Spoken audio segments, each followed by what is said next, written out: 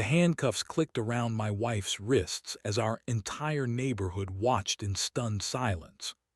Two men in police uniforms pushed Sarah into the back of an unmarked car while Margaret, our HOA president, stood on the sidewalk with the biggest smile I had ever seen. "Finally," Margaret announced to the crowd, "someone who knows how to handle troublemakers." But something was wrong. Sarah was not fighting back. She was not screaming or demanding her rights. Instead, she turned to look at me through the car window, and I saw something in her eyes that made my blood run cold. It was not fear. It was not anger. It was the look of someone who had just set the perfect trap. As the fake police car drove away, Sarah's phone buzzed in my pocket with a single text message that would change everything. "The trap is set. Federal agents are watching. Margaret has no idea what she just started." That was the moment I realized my wife had been hunting much bigger prey than a neighborhood bully. 6 months ago, our life was perfect. Sarah and I had just bought our dream house in Willowbrook Estates, a quiet suburban neighborhood where children played in the streets and neighbors actually knew each other's names. The white picket fences were not just decoration here. They were a promise of the American dream. Sarah worked for the government, that much I knew, but her job came with security clearances and phone calls at strange hours. When I asked about her work, she would smile and say, "Just boring paperwork, honey, nothing exciting." But I noticed how she carried herself, how her eyes scanned every room when we entered, how she could spot trouble from a mile away. Our trouble had a name: Margaret Chen, the HOA president who ruled our neighborhood like a dictator in a pantsuit. She was in her 50s, with perfectly styled gray hair and a smile that never reached her eyes. Margaret had turned homeowner association duties into a full-time career of making people miserable. The first violation notice appeared on our door 3 days after we moved in. Grass height exceeds community standards by 0.5 inches. I measured our lawn with a ruler. It was exactly the same height as every other lawn on the block. When I called Margaret to discuss it, her response was ice cold. "Rules are rules," she said. "Pay the fine or face additional penalties." The fine was $50 for grass that was supposedly half an inch too tall, but that was just the beginning. Over the next few weeks, the violations multiplied like a virus. Our mailbox was facing the wrong direction. Our garden gnome was an unauthorized decoration. Our car was parked 2 inches over the property line. Each violation came with a fine. Each fine came with a threat. And each threat was delivered by Margaret's special team of HOA enforcement officers. These were not real police. They were unemployed men in costume uniforms who followed Margaret around like loyal dogs. They wore badges that looked official from a distance but were bought from a costume shop downtown. Sarah watched this circus with an expression I could not read. While I fumed about the injustice, she took photos of every violation notice. While I argued with Margaret on the phone, Sarah made quiet phone calls of her own. While I lost sleep over the harassment, Sarah seemed to be planning something much bigger. "Why are you so calm about this?" I asked her one evening as we sat on our deck, watching Margaret's fake officers patrol the street with clipboards. Sarah looked at me with those sharp green eyes that had first caught my attention years ago. "Some battles require patience," she said. "Some enemies defeat themselves if you give them enough rope." I thought she was talking about letting Margaret dig her own grave with neighbors. I had no idea she was talking about federal prison. "What do you mean?" I pressed. Sarah stood up and kissed my forehead. "Trust me on this one. Margaret is about to learn the difference between fake authority and real power." That night, I found Sarah in her home office, typing rapidly on a laptop I had never seen before. The screen was filled with official-looking documents and what appeared to be surveillance photos of our neighborhood. When she saw me watching, she closed the laptop quickly. "Just work stuff," she said, but her smile was different. It was the smile of someone who knew exactly how this story was going to end. Margaret's campaign of terror was not limited to our family. She had turned our entire neighborhood into her personal kingdom, and every resident was a subject under her thumb. The fake police officers made daily rounds, searching for violations like vultures circling wounded prey. Mrs. Patterson, the elderly widow next door, received a violation for having too many flowers in her garden. The fine was $100. When she could not pay immediately, Margaret's officers began showing up at her door every morning, demanding payment with interest. The Rodriguez family down the street was cited for their children's bicycles being improperly stored in their own driveway. The fine was $75 per bicycle. When Mr. Rodriguez tried to argue, Margaret's officers told him they would call real police for interfering with official HOA business. Young couples were afraid to put up Christmas decorations. Families hid their children's toys after dark. Elderly residents counted grass blades before mowing their lawns. The community spirit that had drawn us to Willowbrook Estates was suffocating under Margaret's reign of bureaucratic terrorism. But the most disturbing part was how official Margaret's operation looked. Her fake officers carried radios that crackled with static. They wore body cameras that recorded every interaction. They drove unmarked cars with tinted windows and official-looking decals.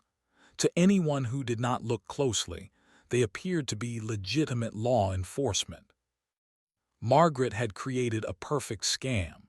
She collected thousands of dollars in fabricated fines while her fake officers provided the muscle to intimidate anyone who questioned her authority. The money funded more uniforms, more equipment, and more power over our community. Sarah began disappearing for longer periods. Her government work, she explained, was requiring more travel and longer hours, but I noticed she never actually left town. Her car stayed in our driveway, but she was gone for entire days. When I asked where she went, she would smile and say, "Just meetings, nothing interesting." One evening, I followed her. Sarah left the house on foot, walking through our neighborhood like she was taking a casual stroll. But I watched her stop at specific houses, taking photos of violation notices with a camera that looked far more sophisticated than anything you could buy at a store. She documented Margaret's fake officers from hidden positions, recording their conversations and behavior patterns. When she finally came home, I was waiting in the kitchen. "What is really going on?" I demanded. Sarah sat down across from me, her expression serious. "How much do you know about domestic terrorism investigations?" The question hit me like a physical blow. What are you talking about? Margaret's operation is not just about HOA violations, Sarah explained. She has created a private police force that operates outside the law. They are collecting money through intimidation, filing false reports, and impersonating law enforcement officers. Those are federal crimes. I stared at her. "You are not just a government worker, are you?" Sarah's smile was sad. "I work for an agency that investigates threats to American communities. Fake police operations, militia groups, organizations that use fear and intimidation to control civilians. Margaret's little HOA kingdom caught our attention 6 months ago." "6 months ago," I said, "but we just moved here 3 months ago." "We moved here because of the investigation," Sarah said quietly. "I needed to get inside the community to document what Margaret was doing, but the case needed more evidence. It needed someone to push Margaret far enough that she would commit crimes we could prosecute." The realization hit me like a truck. You used us as bait. I used myself as bait, Sarah corrected. Margaret's fake officers have been getting bolder, but they have been careful not to cross certain lines. They needed a target who would fight back, someone who would force them to reveal their true nature. That night, I lay awake thinking about everything I had witnessed. Margaret's fake officers were not just playing dress-up. They were part of a sophisticated criminal operation that had been flying under the radar for years. And my wife, the woman who made me coffee every morning and watched romantic comedies with me on weekends, was a federal agent who had been building a case that would bring down the entire network. I finally understood why Sarah had been so calm during Margaret's harassment. She was not the victim in this story. She was the hunter, and Margaret was walking straight into her trap. The confrontation that changed everything happened on a Tuesday morning in October. I was working from home when I heard the commotion outside. Through our living room window, I could see Margaret marching up our driveway with 3 of her fake officers trailing behind her like an entourage of wannabe tough guys. Sarah was in the garden, tending to her tomato plants with the same methodical care she brought to everything else. She looked up as Margaret approached, her expression calm and unreadable. "Mrs. Johnson," Margaret announced in her most authoritative voice, "we are here to conduct an emergency inspection of your property." Sarah stood up slowly, brushing dirt from her hands. "I am sorry, but you do not have the authority to enter my property without my permission." Margaret's face turned red. "I am the HOA president. I have full authority to inspect any property in this community for violations." "No," Sarah said simply, "you do not." The fake officers stepped forward, trying to look intimidating in their costume uniforms. The leader, a heavy-set man named Rick who had been unemployed for 2 years before Margaret recruited him, puffed out his chest like a peacock. "Ma'am, we are going to need you to comply with this inspection," Rick said, his hand moving toward what looked like handcuffs on his belt. Sarah reached into her pocket and pulled out a leather wallet. When she opened it, I could see a badge and identification card that made all 3 fake officers take a step back. "I am a federal agent," Sarah said calmly, "and you are not law enforcement officers. You are civilians in costume uniforms attempting to impersonate police officers. That is a federal crime." Margaret's face went through several shades of red before settling on purple. "I do not care what kind of fake badge you bought online. You will submit to this inspection or face the consequences." Sarah smiled. It was not a friendly smile. What consequences would those be exactly? "Arrest," Margaret spat.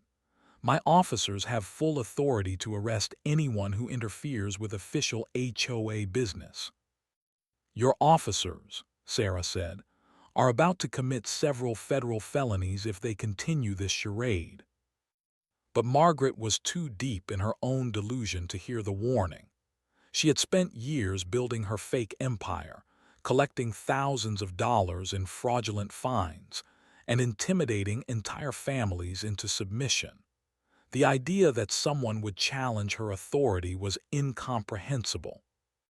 "Rick," Margaret barked, "place this woman under arrest for obstruction of justice." Rick looked uncertain. Even through his unemployed desperation and Margaret's manipulation, he could sense that something was very wrong. But Margaret's glare pushed him forward. "Ma'am, you are under arrest," Rick said, fumbling with his fake handcuffs. Sarah held out her hands. "I want to make sure you understand what you are doing. You are not police officers. You have no authority to arrest anyone.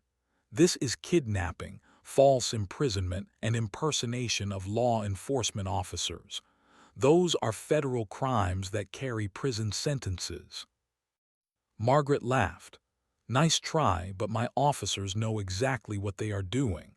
This is a legal HOA enforcement action. I watched from the window as Sarah allowed Rick to put the handcuffs on her wrists. Her compliance was so complete, so voluntary, that it sent chills down my spine. She was not being arrested. She was completing a chess game that had been in motion for months. As Rick led Sarah toward Margaret's fake police car, she turned back to look at me.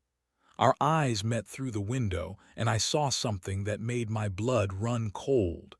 It was not fear or anger. It was satisfaction. The look of someone who had just placed the final piece in a complex puzzle. Margaret was practically dancing with joy. "Finally," she announced to the growing crowd of neighbors, "someone who knows how to handle troublemakers." But as the fake police car pulled away, my phone buzzed with a text message from Sarah's number. "The trap is set. Federal agents are watching. Margaret has no idea what she just started." That was the moment I realized my wife had not been arrested. She had just handed the federal government everything they needed to destroy Margaret's criminal empire. And Margaret, drunk on her fake victory, had no idea that she had just committed the crimes that would send her to federal prison. The neighborhood was about to learn the difference between fake authority and real power. And Margaret was about to discover that some battles are won by appearing to lose. The theatrical arrest unfolded like a badly directed movie. Margaret's fake officers had clearly rehearsed this moment, but their performance was so over the top that it bordered on comedy. If the consequences had not been so serious, I might have laughed.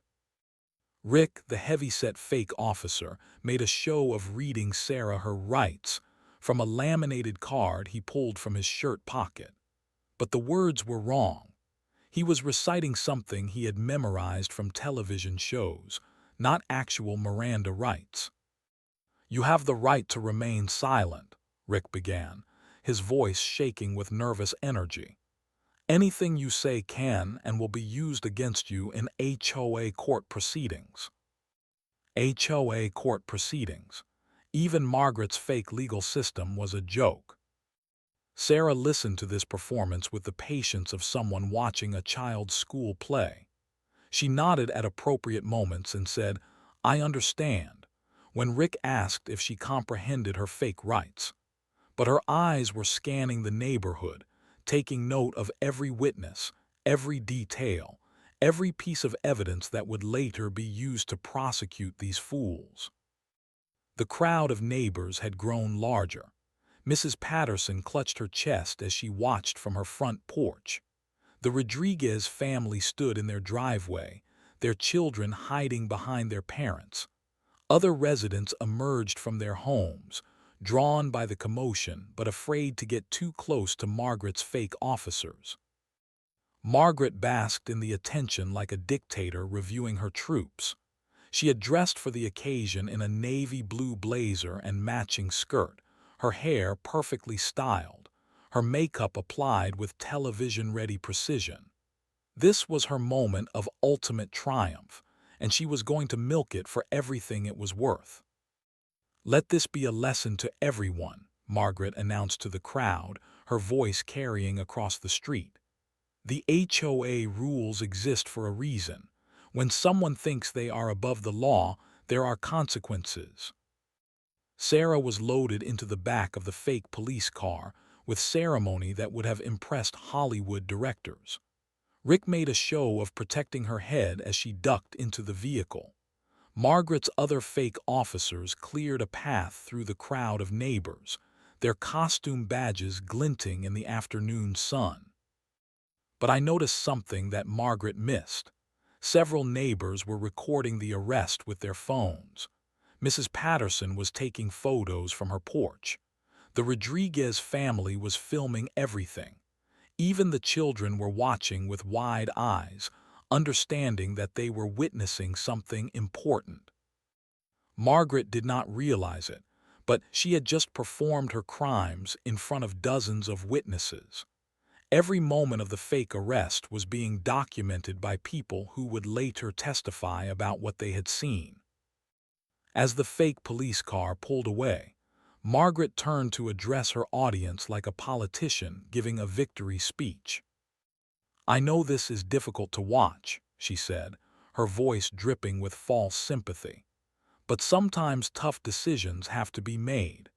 Mrs. Johnson repeatedly violated HOA regulations and refused to cooperate with our enforcement officers. This arrest was necessary to maintain order in our community." Several neighbors nodded along, but I could see doubt in their eyes. They had watched Margaret's harassment campaign for months. They had seen the ridiculous violation notices, the excessive fines, the intimidation tactics. This arrest felt like the final step in a process that had gone too far. My phone buzzed with Sarah's text message. "The trap is set. Federal agents are watching. Margaret has no idea what she just started." I looked around the neighborhood with new eyes. Were federal agents really watching? Were their surveillance teams hidden in unmarked cars? Had Sarah's colleagues been documenting this entire operation? Margaret was still basking in her victory, shaking hands with neighbors and accepting congratulations like she had just saved the community from a dangerous criminal. But I could see the cracks in her facade. Her fake officers looked nervous, like men who had just realized they might have gone too far. Rick kept checking his phone, as if expecting bad news. The other fake officers were avoiding eye contact with the crowd. That evening, Margaret posted on the neighborhood social media group, "Successful enforcement action today. Mrs. Johnson has been arrested for multiple HOA violations and obstruction of justice. This should serve as a reminder that rules exist for everyone's benefit. Thank you to our dedicated enforcement team for their professionalism." The post received dozens of comments, but the tone was not what Margaret expected. Instead of praise, neighbors were asking questions. Why had the arrest seemed so unusual? Why had Mrs. Johnson been so calm? Why had the officers not followed standard police procedures? But Margaret was too drunk on her fake victory to notice the growing doubt. She had finally proven her power over the neighborhood, and she was not going to let anyone diminish her moment of triumph. She had no idea that her moment of triumph was actually the beginning of her downfall. The fake arrest that she thought proved her authority had actually provided federal prosecutors with everything they needed to destroy her criminal enterprise. Sarah returned home 6 hours later, walking through our front door as casually as if she had been grocery shopping. No explanation, no drama, no sign that she had just been arrested by fake police officers. She kissed my cheek and asked if I wanted coffee. "How are you home?" I asked, my voice barely above a whisper. "The charges were dropped," Sarah said with a smile that did not reach her eyes.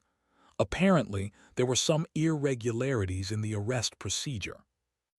Irregularities, that was putting it mildly. But Margaret's problems were just beginning. The next morning, unmarked cars began appearing throughout our neighborhood. They were subtle at first. A sedan parked across from Margaret's house. A van positioned near the community mailboxes. SUVs with tinted windows that seemed to move from street to street throughout the day. The federal investigation had begun. I watched from our kitchen window as two men in suits approached Mrs. Patterson's front door. They showed her badges that looked nothing like Margaret's fake credentials. These were real federal agents, and they were asking real questions about the fake police operation that had been terrorizing our community. Mrs. Patterson invited them inside. 30 minutes later, they emerged with a thick folder of documents. Violation notices, payment receipts, photographs of Margaret's fake officers. Evidence that would be used to build a federal case. The same scene played out across the neighborhood. The Rodriguez family spent an hour talking to federal agents on their front porch. The young couple with the Christmas decoration violations provided a stack of paperwork. Even the teenagers who had been cited for riding their bicycles improperly were interviewed about their experiences. Margaret noticed the unusual activity, but she misinterpreted what she was seeing. When she spotted the unmarked cars, she assumed they were part of some kind of government inspection of the neighborhood. When she saw federal agents talking to neighbors, she thought they were investigating property tax issues or zoning violations. It never occurred to her that she was the target of the investigation. Sarah's phone began ringing constantly, brief conversations in code words I did not understand. The package is ready for delivery. The subjects are cooperating. Phase 2 is authorized.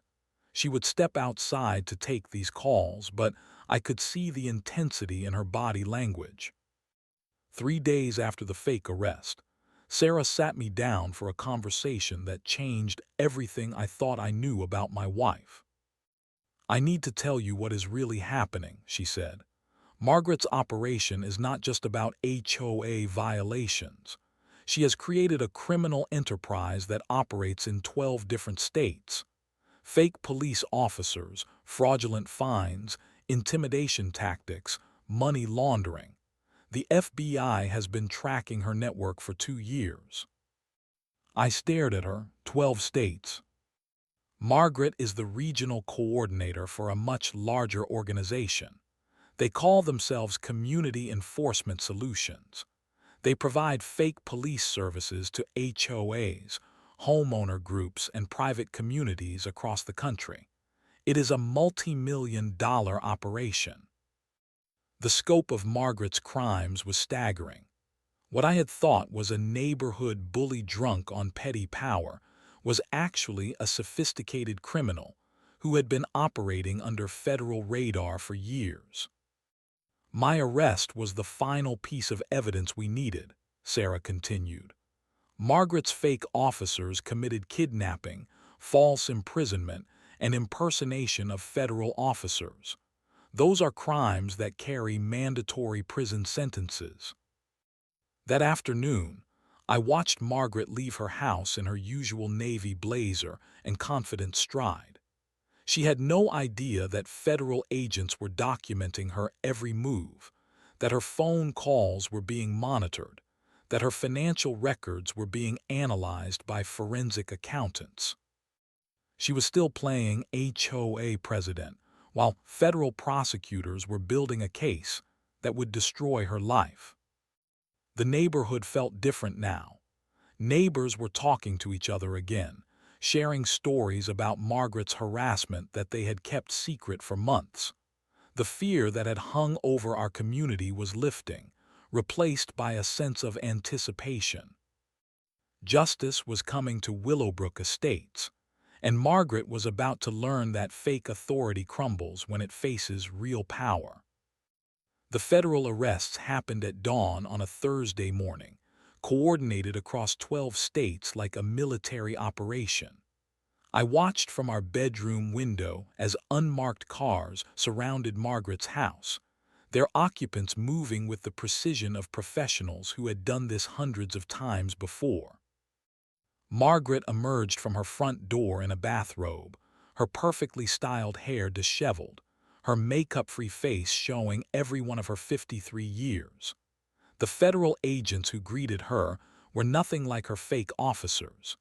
These were real law enforcement professionals with real badges, real authority, and real handcuffs.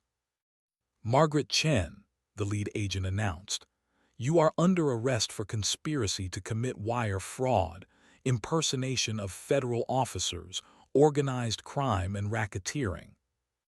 The list of charges continued for several minutes. Each count carried years in federal prison. Margaret's fake empire was crumbling with the efficiency of a controlled demolition. But Margaret was not the only target. Rick, the heavy-set fake officer who had arrested Sarah, was taken into custody at his apartment across town. The other fake officers were arrested simultaneously at their homes, their jobs, their favorite restaurants. The federal net had captured everyone involved in the criminal enterprise. Sarah stood beside me at the window, watching the arrests unfold with professional satisfaction. "How long have you been planning this?" I asked. 2 years, she said quietly. Margaret's organization has been operating in plain sight, hiding behind the legitimate authority of homeowner associations. They have collected millions of dollars in fraudulent fines, terrorized thousands of families, and created a network of fake police officers who intimidate American citizens in their own neighborhoods. The scope of the investigation was breathtaking. As Margaret was loaded into the federal transport vehicle, similar arrests were happening in 11 other states. Regional coordinators, fake officers, financial facilitators, and technology specialists who had helped create the criminal network. Margaret's fake arrest of Sarah had been the final piece of evidence federal prosecutors needed to prove criminal intent. By allowing her fake officers to commit kidnapping and false imprisonment, Margaret had crossed the line from civil violations into federal crimes. The neighborhood erupted in celebration. Mrs. Patterson emerged from her house with a plate of cookies for the federal agents. The Rodriguez family gathered on their front porch, their children finally able to play in their own driveway without fear of violation notices. Other residents came outside to witness the end of Margaret's reign of terror.